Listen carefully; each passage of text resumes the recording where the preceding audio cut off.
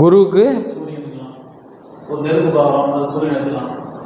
ஆமாம், நெருப்பு, அதெல்லாம் நல்ல கிரகங்கள். ஆமாம், பாசிட்டிவ். இதில் சகுனத்தில் வராது, சகுனத்தில் வராது. அந்த இது இப்போ தங்கத்தை பார்த்தோம் அப்படின்னா அதிகமாக தங்கம் போட்டு வந்தாங்கன்னா நமக்கு சுக்கிரனை கொடுத்துக்கலாம். ஆமாம், தங்கத்தை இதையும் சேரும் அதையும் சேரும். தங்கத்தை பார்த்துக்கலாம், வெள்ளியை பார்த்தா இதை சேர்க்கலாம். இதெல்லாம் இப்போ நமக்கு யாரும் அந்த சகுனத்தை கொண்டு வர மாட்டாங்க. பால் வந்தால் சந்திரனை பார்த்துக்கலாம், புரியுதா? நெய் வந்தால் சனியனை பார்க்கலாம். சனியனை சனியனை குறி நெய் தீபம் எதுக்குப்பா ஏற்றுறாங்க? கஷ்டத்துக்கு தானே ஏற்றுறாங்க. நெய் வந்து சனியனை குறிக்கிறது. தண்ணி கேன் கொண்டு வரான் அப்படின்னா அது சந்திரனை குறிக்கிறது. இதெல்லாம் வந்து சகுனத்தில் வந்து வேலை செய்யாது.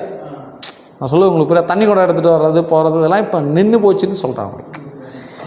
நமக்கு நெகட்டிவ் தான் வேலை செய்யும், பாசிட்டிவ் வேலை செய்யாது, பாசிட்டிவ் கொடுக்காது. அதான் பயிற்சி. உங்களுக்கு பாசிட்டிவ் கொடுத்தா தான் பாசிட்டிவ்னுடைய காரத்தத்துவம். உங்களுக்கு ஒன்றுக்கு பாசிட்டிவ்னா பாசிட்டிவ் சார்ந்த காரத்தத்துவம். பாசிட்டிவ்காக இருக்கவன் வந்து நம்மகிட்ட வரமாட்டான்னு சொல்கிறான். வரமாட்டான், அவன் அந்த பேச்சை பேச பிரபஞ்சம் நம்மகிட்ட கொடுக்காது.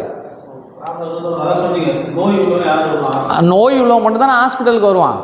அவன் நல்ல உரையில் இருக்கான், எனக்கு நல்லா நல்லதே நடக்கு, நான் வர்றேன் அப்படின்னு, நல்லா இருக்கும், டூர் போகிறேன் அப்படிலாம் வந்து கேட்க மாட்டான். அப்படி அவன் மீறி கேட்கானா சுக்கிர உரையாக இருக்கும். ஆமாம், நான் ஒரு பொண்ணை லவ் பண்ணுதேன் மாப்பிள்ள, எனக்கு சேருமா சேராதா அப்படின்னு அவன் கேட்குறான் அப்படின்னா சனி உரையாக இருந்தால் சண்டை வம்பு வழக்கு பிரச்சனை வரும் அப்படின்னு நம்ம சொல்லலாம். சுக்கிர உரையாக இருந்தால் ஒன்றும் பிரச்சனை இல்லை, பார்த்துக்க, நல்லாதே நடக்கும் அப்படின்னு நம்ம சொல்லலாம். அந்த டயத்தில் நமக்கு நிமித்தம் சகுனம் எங்கே நேரம் தப்பாக வருதா கரெக்டாக வருதான்னு பார்க்கணும். எல்லாம் ஒத்து போகும். அதை தான் உங்களுக்கு அது ஒரு நீங்களே ஆச்சரியப்படும், என்னடா சொன்னால் கரெக்டாக வருது. ஓர சனியாக இருக்குது, அந்த பக்கம் ஒரு கழுதை போகுது, இந்த பக்கம் ஒரு ஆள் எண்ணெய் பாக்கெட் வேண்டாம், எண்ணெயோ நெய்யோ ஏதோ ஒன்று வாங்கிட்டு வராங்க, அப்போ என்ன எல்லாம் கரெக்டாக வருது அப்படின்னா நம்ம அக்யூரேட்டாக சொல்லணும். அவ்வளோ. இதில் 1-2 மாறுபடுமானா மாறுபடலாம். பிரச்சனை இருக்கவன் தானே நம்மகிட்ட வந்து பேச போகிறான், பிரச்சனை இல்லாத நம்மகிட்ட ஏதாவது வரப்போகிறான்னா வரப்போம்.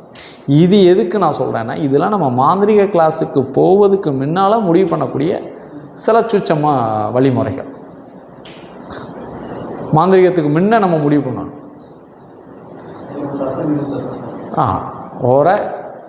ஓரையை வச்சுக்கணும், நிமித்தத்தை வச்சுக்கணும், சகுனத்தை வச்சுக்கணும். பச்சு சாஸ்திரம் நமக்கு இப்போ நம்ம பச்சி எங்கே போய் பார்க்க?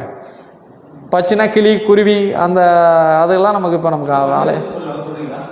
பச்சி சாஸ்திரம்னா பச்சிகள், பச்சின்னா வந்து பறவைகள்னு அர்த்தம். மயில் காக்கா அதெல்லாம் இப்போ நம்ம பார்க்க, காக்காயே பார்க்க முடியல, அப்புறம் மயிலை நம்ம எங்கே போய் பார்க்க? அதாவது என்னன்னு கேட்டிங்கன்னா, பச்சு சாஸ்திரம்னு எடுத்திங்கன்னா குருவியில் ஆரம்பித்து கொண்டு போகலாம், 1 மணி நேரம் கிளாஸ் கொண்டு போகலாம். நமக்கு அன்றாட வாழ்க்கையில் எது நம்ம கூட பழுமாறிக்கிட்டு இருக்கோ அதை மட்டும்தான் என்ன பண்ணணும். இப்போ நான் வந்து சகுனத்தில் எண்ணெய் கார் வந்தால் எண்ணெய் கார் வரமாட்டார், அழுக்கு மூட்டை கொண்டு வரவங்க கிடையாது இப்போ, புரியுதா? அப்போ நம்ம என்ன பண்ணலாம், அது சார்ந்த காரத்தத்துவங்களை விட்டுறலாம். இப்போ நம்மக்கிட்ட என்ன நடக்கு, சோப் சட்டை போட்டு வரானா, கருப்பு சட்டை போட்டு வரானா, ஊதா சட்டை போட்டு வரானா போதும். அந்த 9 கலரில் இருக்கிறது அந்த கலர் நம்ம கனெக்ட் பண்ணிக்கிறோம். மஞ்சள் சட்டை போட்டு வராங்கன்னா குரு வரையாக இருக்கும், நல்லா இருக்குமாப்ல அப்படின்னு சொல்லிட்டு போய்கிட்டே இருக்கலாம். இதை நீங்கள் என்ன பண்ணணும்னா, உங்கள் சார்ந்த ஃப்ரெண்டுகள்கிட்ட பூராமே நீங்கள் என்ன பண்ணணும், இதை பேசி நீங்கள் அந்த பேட்டர்னை கொண்டு வரணும். அதுதான் உங்களுக்கு ஒரு பேட்டர்னாக தெரியும். நீங்கள் உங்கள் ஃப்ரெண்டுகள்கிட்ட நீங்கள் சொன்னீங்கன்னா தான் உங்களுக்கு அதனுடைய தன்மைகள் புரியும். நீங்கள் உங்கள் ஃப்ரெண்டுகள்கிட்ட சொல்லாமல் பயிற்சி பண்ணாமல் இருந்தீங்கன்னா அது உங்களுக்கு புரியாது. பிரம்மமுகூர்த்தம் ரஜிமுகூர்த்தனால காலையில் ஆரம்பிச்சிடும், 3 மணிலேருந்து ஆரம்பிக்கிறது தான். அந்த டயத்தில் நம்ம பிரபஞ்ச ஆற்றல் வந்து அமைதியாக இருக்கும். அமைதியாக இருக்க டயத்தில் நம்ம பிரபஞ்சத்தினுடைய எல்லாரும் அமைதியாக இருப்பாங்க. அமைதியாக இருக்காங்கன்னா அந்த டயத்தில் பிரபஞ்சம் வந்து நமக்கு ஒரு வேலை செய்யும். பிரம்மமுகூர்த்த ரஜிமுகூர்த்தத்தில் நம்ம எது கேட்டுக்குமோ கிடைக்கும் சாஸ்திரம். இப்போ நாங்களாம் முன்னாடிலாம் பிரம்மமுகூர்த்த ரஜிமு அந்த ஆரம்பத்தில் படிப்போம். இப்போ நீங்கள் ஒரு 2 வருஷத்துக்கு அந்த பயிற்சிகளில் வந்து இந்த பிரம்மமுகூர்த்த ரஜிமுகூர்த்தத்தில் இருப்பீங்க. அதுக்கப்புறம் ஃபாலோ பண்ண முடியுமானா ஃபாலோ பண்ண முடியாது. இப்போ எனக்கு 2 மணிக்கு பூஜை முடியுது, நான் 2 மணிக்கு முடிஞ்சு 3 மணிக்கு படுத்து 4 மணிக்கு பிரம்மமுகூர்த்தத்தில் உட்காந்து தியானம் பண்ண முடியுமானா பண்ண முடியாது. ஏன்னா நம்ம உடம்பும் நம்ம மனசும் தூய்மையாக இருந்தால் தான் அது வேலை செய்யும், இல்லைன்னா வேலை செய்யாது. வேற என்ன? தூய்மையாக இருக்கும். நல்லா 9 மணிக்கெலாம் தூங்கி எழுந்திரிச்சு காலையில் எழுந்திரிச்சா தான் அது வேலை செய்யும். நீங்கள் 2 மணிக்கு படுத்து 3 மணிக்கு எழுந்திரிச்சு பிரம்மமுத்தத்தில் நம்ம ஆக்னேயம் துரியம் அதெல்லாம் பண்ணால் வேலை செய்யாது.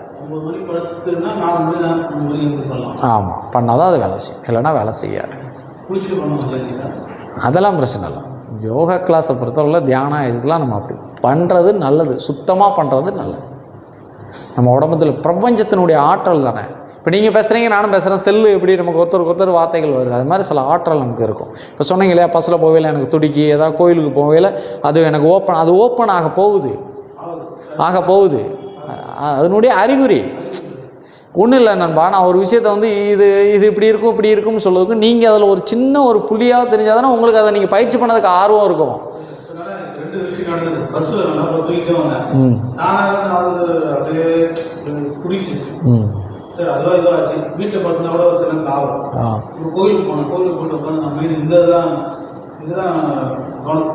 தெரியும்.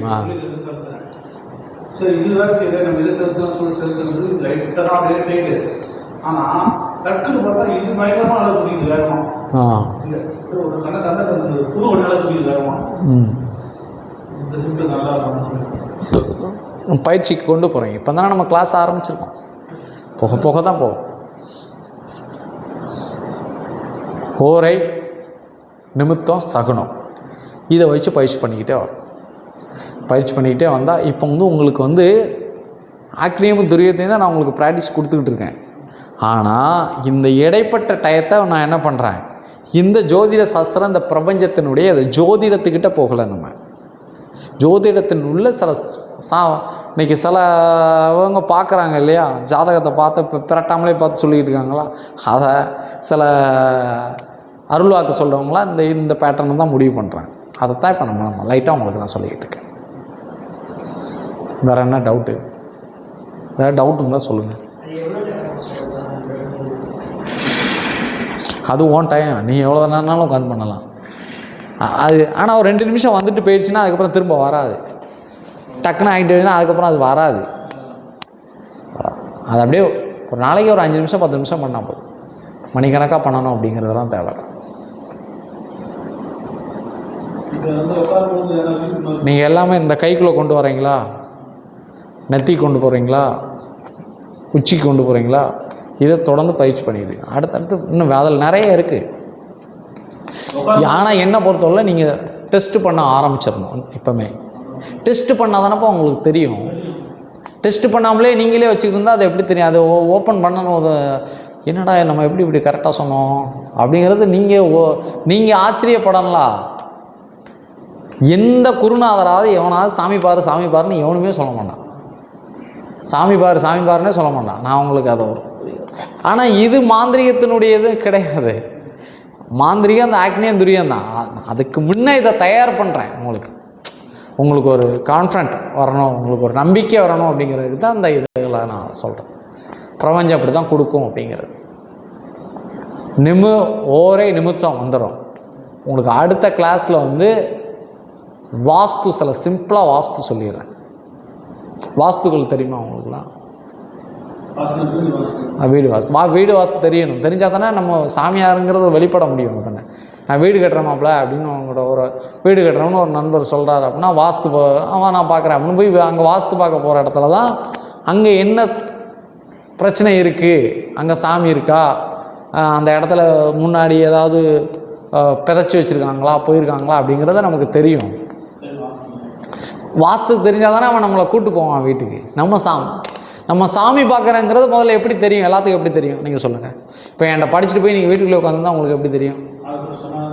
4 பேர் சொன்னதான். முதல்ல என்ன பண்ணலாம், நான் இப்போ சொன்னேன் இல்லையா, இதேமாதிரி வெளிப்படுத்தும். இதெல்லாம் ஒரு ப்ராக்டிஸ். இதை பண்ண ரோட்டில் நின்று பேச, டீ கடையில் பேச, இங்கே பேச, அவன் கரெக்டாக சொல்கிறான்பா, அவன் இன்னொரு ஆள்கிட்ட பேசுவான், கரெக்டாக சொல்லிட்டான்பா, இன்னொரு ஆள்கிட்ட சொல்லுவான், கரெக்டாக சொல்கிறாரு. அது மாதிரி வீடு வேலையாகாமலே இருக்குது அப்படின்னா எதுவும் வாஸ்து கோளாறாக இருக்கணும். போய் அங்கே போய்ட்டு இப்போ அவனுக்கு எல்லாமே தெரியும், செல்லில் பார்த்துறாங்க. நீங்கள் போய்ட்டு வாஸ்து சொல்லணும்.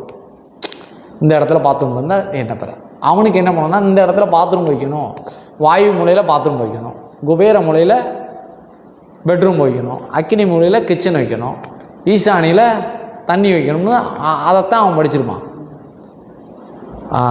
வாயு மூலையில் இருக்கக்கூடிய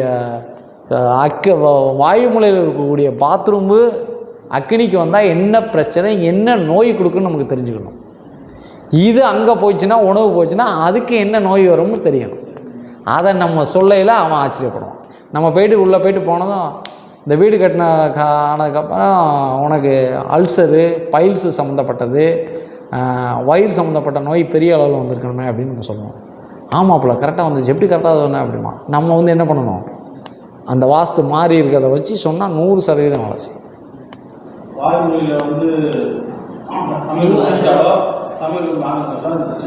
பிரச்சனை அங்கே பாத்ரூம் வச்சா செத்துருவான். கன்னிமூலை அந்த குபேரன்னு சொல்கிறேன் இல்லையா, அது எந்த திசைக்கு உடையலைங்கிறத நான் அடுத்த பாடம், அது ஒரு பெரிய பாடம்.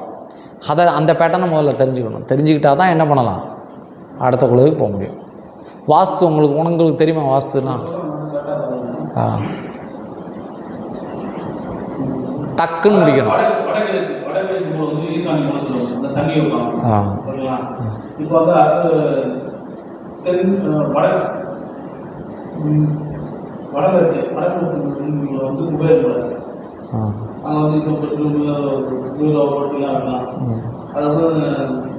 தென்மேற்கு இவங்க வந்து கன்னி மூலை சொல்லுவாங்க. அது வந்து ஒரு வாயு மூலை, தண்ணி சம்மந்தப்பட்டது, காற்று சம்மந்தப்பட்டது எல்லாம் சொல்லலாம். கன்னி மூலைங்கிறது இதுதான். கன்னி மூலை தான் தெற்குக்கும் மேற்குக்கும் இருக்க, அதான் கன்னி மூலை. வாயு மூலை தண்ணி வாயு இல்லை. மேற்குக்கும் தெற்குக்கும் இருக்கிறது வந்து குபேரன்னு சொல்கிறோமா, குபேரனும் கன்னியும் ஒன்று தான். ஆமாம், மேற்கும் தெற்குக்கும் இருக்கிறது வந்து கன்னி தான். கன்னியும் குபேரன்னு ஒன்று தான். அதுக்கு நேர ப்ளஸில் வர்றது ஈசானி.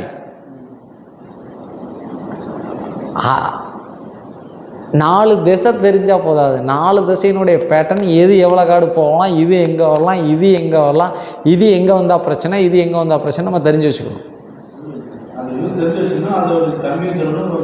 தன்னை தெரியணும்.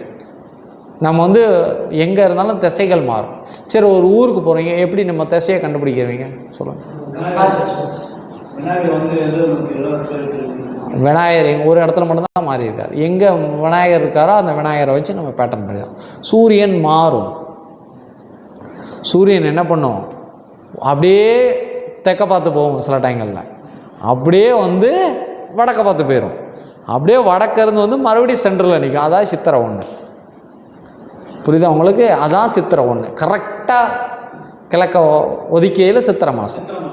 அது அங்கேயும் இங்கேயும் போயிட்டு வரும் சூரியன். அதனால் நம்ம சூரியன் சில டைங்களில் குழம்பிடும், அது குழப்பும் நம்மளை. அதனால தான் சில ஊர்களுக்கு போனால் நம்ம திசையை குழப்பி விடுறது. இது சனி மூலை இல்லை, இதுதான் சனி மூலை. வடக்குக்கும் கிழக்குக்கும் இருக்கிற ஊடையில் இருக்கிறதா சனி. வடக்கு கிழக்கு இருக்கிறது சனி. இந்த பாடத்துக்கிட்டே இப்போ வர வேண்டாம். நான் உங்களுக்கு அது முழுமையாக படித்தா தான் அந்த பாடம் உங்களுக்கு தெளிவாக இருக்கும். இந்த சகுன சாஸ்திரம் இந்த இதுக்கெல்லாம் நீங்கள் இதை கொஞ்சம் ஏற்கனவே இப்போ இது உள்ளே வந்தீங்கன்னா அது மறந்துடும். இந்த ஒரு வாரம் இதை நீங்கள் திங்க் பண்ணணும், இந்த என்னென்ன வரணும் அப்படின்னு. இது சார்ந்து கேளுங்க. நான் அது எதுக்குன்னா அது பெரிய பாடம்.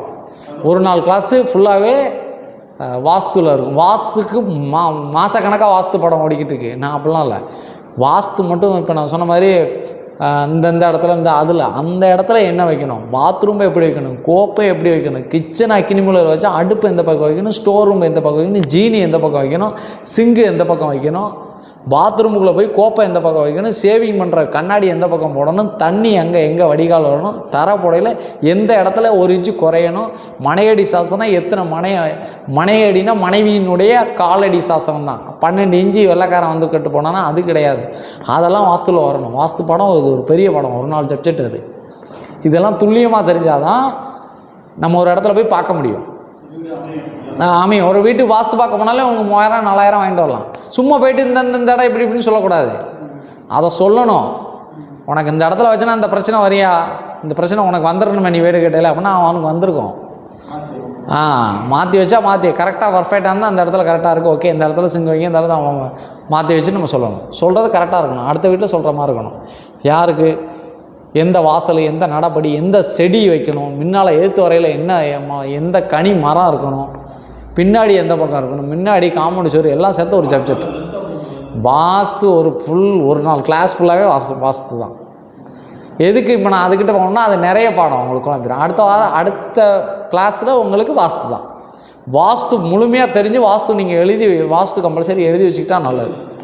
எழுதி வச்சுக்கிட்டிங்கன்னா வாஸ்து சார்ந்த விஷயங்களை நீங்கள் படித்தா தான் ஒருத்தவங்க வீட்டுக்கு போயிட்டு நம்ம சாமி பார்க்க போகையில் உங்களுக்கு தெரியும். இது எதுக்கு நான் சொல்கிறேன் அப்படின்னா, இப்போ நமக்கு வாஸ்துக்கும் மாந்திரிகத்துக்கும் என்ன சம்மந்தம் அப்படின்னா, நம்ம முதல்ல பிரபலமாகணும். பிரபலமானால் தான் என்ன பண்ண முடியும், மாந்திரிகராக மாற முடியும். இப்போ நீங்கள் போகிறீங்க, எனக்கு வாஸ்து பார்க்க போகிறேன்ட்டு போகிறீங்க. வாஸ்து பார்க்க போகிற இடத்துல இந்த இடத்துல ஒரு ஓட்டம் இருக்குது, இந்த இடத்துல ஓட்டம் இருக்குது அப்படின்னு நமக்கு பிரபஞ்சம் நம்ம காமிச்சு கொடுத்துரும். அந்த ஓட்டத்தை சரி பண்ணோன்னா வாஸ்துக்காரன் சரி பண்ணுவானா, மாந்திரிகர் சரி பண்ணுவானா? ஓட்டத்தை மினி ஓடிச்சுன்னா வாஸ்துக்காரனா சரி பண்ணுவோம். வாஸ்து பார்க்குறவங்க எப்படி சரி பண்ணுவோம்? மாந்திரிகர் தான் சரி பண்ணுவோம். நம்ம என்ன படிச்சுக்கிட்டு இருக்கோம்? அப்போ என்ன பண்ணலாம்? நம்ம வாஸ்து பார்க்க போனோமா, மாந்திரிக பூஜைக்கு போனோமா? வாஸ்து பார்க்க போய் மாந்திரிக பூஜையாக மாறணும். நான் வாஸ்து பார்க்க கூட்டு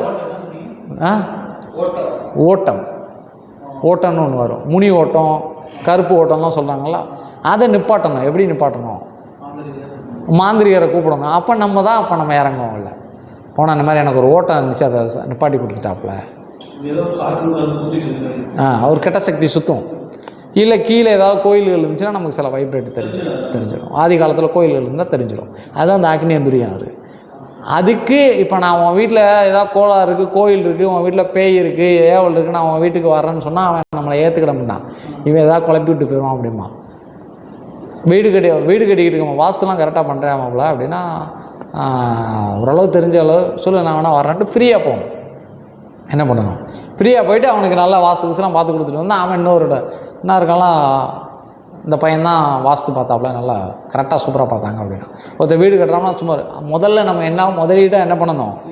ஃப்ரீயாகவே பார்க்க ஆரம்பிக்கணும். அப்போ தான் மாப்பிள்ள ஓட்டம் இருக்குது, இந்த இடத்துல ஒரு ஓட்டையை போட்டு விடு, இந்த இடத்துல ஆமாம் ஆல்ரெடி சொல்லியிருக்காங்க அப்படிம்பாங்க. புரியுதா? அப்போ நம்ம என்ன பண்ணணும்?